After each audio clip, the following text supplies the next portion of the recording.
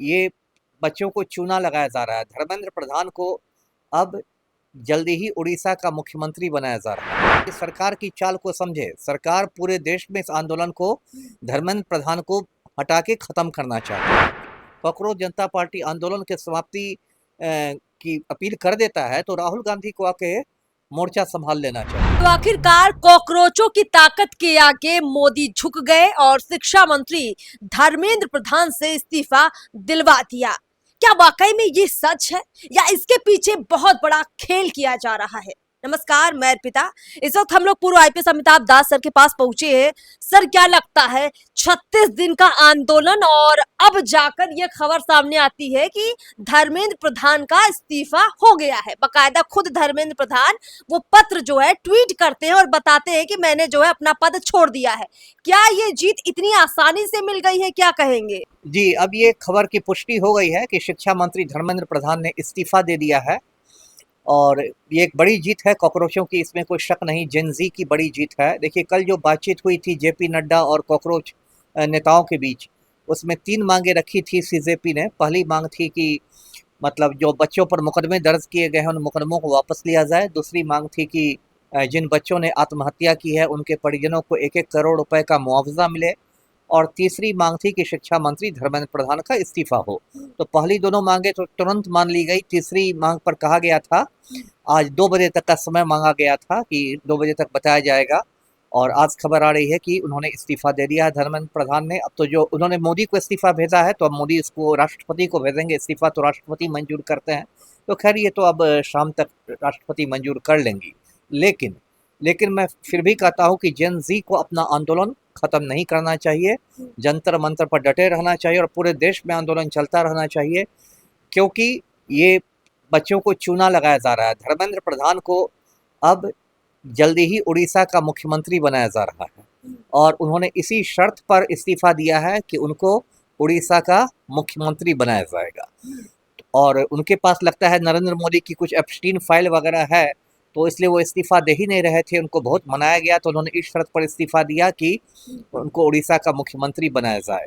तो इसलिए ये जो एक तरह से चूना लगाया गया है बच्चों को अपना आंदोलन जारी रखना चाहिए और उस समय तक जारी रखना चाहिए जबकि प्रधानमंत्री नरेंद्र मोदी खुद इस्तीफा नहीं दे रहे। जी, धर्मेंद्र प्रधान को इस्तीफा देने में इतना वक्त लगा और अब जाकर जब उन्होंने इस्तीफा दिया तो इसके पीछे भी कहानी ये समझ में आ रही है कि उनको इससे भी बढ़िया पद उड़ीसा में मुख्यमंत्री का मिल सकता है आने वाले दिनों में।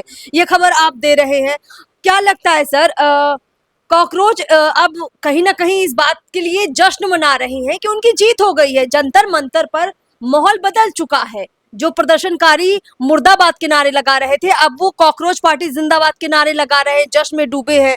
तो कहीं ना कहीं अब लोगों में एक फैक्ट बदलेगा ना कि चलिए हमारी जीत हुई है, अब घर लौटते हैं। नहीं, वो स्वाभाविक है। यदि आपकी मांग थी कि धर्मेंद्र प्रधान इस्तीफा दे, आपकी मुख्य मांग थी और सरकार ने मान ली, तो आपकी तो जीत तो हुई। इससे तो इनकार नहीं किया सकता है। शिक्षा मंत्री का तो इस्तीफा इन्होंने दिलवा दिया। लेकिन फिर मैं वही बात कहता हूँ, लेकिन ये है कि ये सरकार की चाल को समझे। सरकार पूरे देश में इस आंदोलन को धर्मेंद्र प्रधान को हटा के खत्म करना चाहती है, जबकि इसमें बहुत शिक्षा व्यवस्था में बहुत जो समस्याएं हैं उसकी जड़ें बहुत गहरी है और उसके लिए कहीं ना कहीं पूरी व्यवस्था परिवर्तन की जरूरत है। मोदी को हटना पड़ेगा। एनटीए जो टेस्टिंग एजेंसी है, लगभग 47 अधिकारियों को भी मोदी सरकार ने बर्खास्त किया है, 2-2 सचिवों को बदला किया है और सीबीआई बकायदा इस मामले की जांच कर रही है। जो नीट का पेपर लीक हुआ था, 13 लोग गिरफ्तार हुए। तो कहीं ना कहीं सरकार की तरफ से ये कहा जा सकता है कि हमने तो काफी कुछ कर दिया है, अब पेपर लीक नहीं होगा। ये लॉलीपॉप है, झुनझुना है ना। आप कह रही हैं कि एनटीए में कौन लल्लू पंजू 47 लोगों को हटाने से क्या होगा? आप एनटीए क्यों नहीं भंग कर रहे हैं? एनटीए का मतलब दर्शकों को मैं बता दूं, नेशनल टेस्टिंग एजेंसी होता है। 2017 के बाद ये नीट की परीक्षाएं और सारी परीक्षाएं ले रहा है। जब तक एनटीए के पहले जो परीक्षाएं हो रही थी उसमें पेपर लीक होते थे, लेकिन बहुत कम होते थे, यदा कदा होते थे। अब तो बहुत तेजी से होने लगे हैं। तो सरकार एनटीए को भंग क्यों नहीं कर रही है? पहला सवाल। दूसरा सवाल जो है कि सरकार ने कहा कि हम फास्ट ट्रैक कोर्ट बनाएंगे, ये होगा वो होगा। इससे क्या होगा? अभी कल ही के साथ खबर आ रही है कि सीबीआई ने संजीव मुखिया को क्लीन चिट दे दिया है। संजीव मुखिया जो पेपर लीक माफिया का सरगना है, बिहार का ही रहने वाला है, नालंदा जिले का, और अंतर्राज्यीय गिरोहों से उसके तार जुड़े हुए हैं, गुजरात, महाराष्ट्र, कहाँ कहाँ से। कल ही इसको सीबीआई ने क्लीन चिट दे दिया। तो सीबीआई पर तो इतना ज्यादा राजनीतिक दबाव है कि वो तुरंत बड़े बड़े माफिया को छोड़ देती है। तो फास्ट ट्रैक कोर्ट करेगा क्या यदि सरकार की ओर से सबूत पेश ही नहीं किए जाएंगे? समझ गए ना आप? तो इसलिए मेरे कहने का ये मतलब है कि ये सब बच्चों को क्योंकि देखिए, शुरू में जब कॉकरोच जनता पार्टी बनी थी 16 मई को, तो उस समय उसको बहुत हल्के से लिया था। सारा जो बीजेपी वाले थे उन्होंने बहुत हल्के से लिया था, उनको लगा कि कोई मजाक चल रहा है भाई। वो लोग कहते थे अरे कॉकरोच है तो हमारे पास भी हीट स्प्रे है, हम तो हीट स्प्रे कर देंगे, सब मार देंगे, ही कर रहे थे। उसके बाद जब इतना बड़ा जंतर मंतर आंदोलन हो गया, और सिर्फ जंतर मंतर ही नहीं, अब तो कश्मीर से कन्याकुमारी तक अभी खबर आ रही है कि सिवान में 10 राउंड गोलियां चली है। छोटे छोटे शहरों, सीतामढ़ी के एसपी घायल हुए हैं, छोटे छोटे शहरों में आंदोलन फैल गया है, पूरा हिंदुस्तान आंदोलित हो गया है। तो कहीं ना कहीं तो मोदी जी घबराए हुए हैं। जिस तरह से रात में 12 बजे उठ के वो बना रहे हैं, फ्रंट्स के नाम बना रहे हैं, मित्रों की जगह फ्रंट्स पर आ गए हैं, तो घबराहट तो है ही कि भाई कुर्सी तो हिल गई है। संसद के पिछले दरवाजे से मोदी को भागना पड़ा 20 जुलाई को।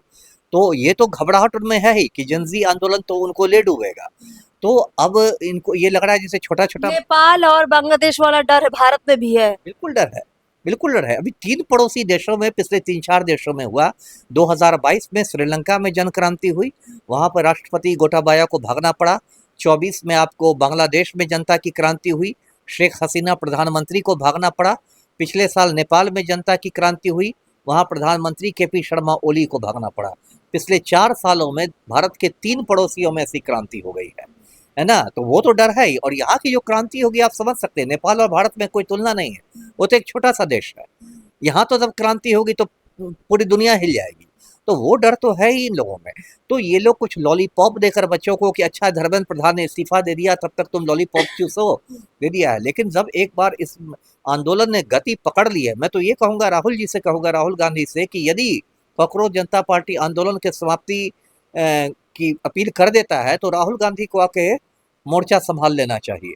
और पूरे देश में कांग्रेस और बाकी विपक्षी पार्टियों को, इंडिया गठबंधन के पार्टियों को मोर्चा संभाल लेना चाहिए, है ना? बंगाल में ममता बनर्जी को, यूपी में अखिलेश यादव को, बिहार में तेजस्वी यादव को, महाराष्ट्र में उद्धव ठाकरे को, है ना, तमिलनाडु में थलपति विजय को, अलग अलग राज्यों में उनको, पूरा विपक्षी दलों को ये मोर्चा संभाल लेना चाहिए, क्योंकि जेनजी की जो क्रांति है वो रुकनी नहीं चाहिए। जी चलिए सर, बहुत बहुत शुक्रिया हमसे बातचीत करने के लिए। तो कुल मिलाकर देखते हैं कि इस मामले में अब आगे क्या कुछ होता है। देखिए, कई रोज से तमाम तरह की खबरें सामने आ रही थी और जिस खबर का इंतजार था, फाइनली वो खबर तो सामने आई, लेकिन अब इसमें भी कई तरह की विवाद है। अगर वाकई में धर्मेंद्र प्रधान के इस्तीफे के बाद उनको उड़ीसा का मुख्यमंत्री बनाया जाएगा, तो अपने आप में ये बात चौंकाने वाली है, परेशान करने वाली है। फिलहाल इस बातचीत में इतना ही। नमस्कार।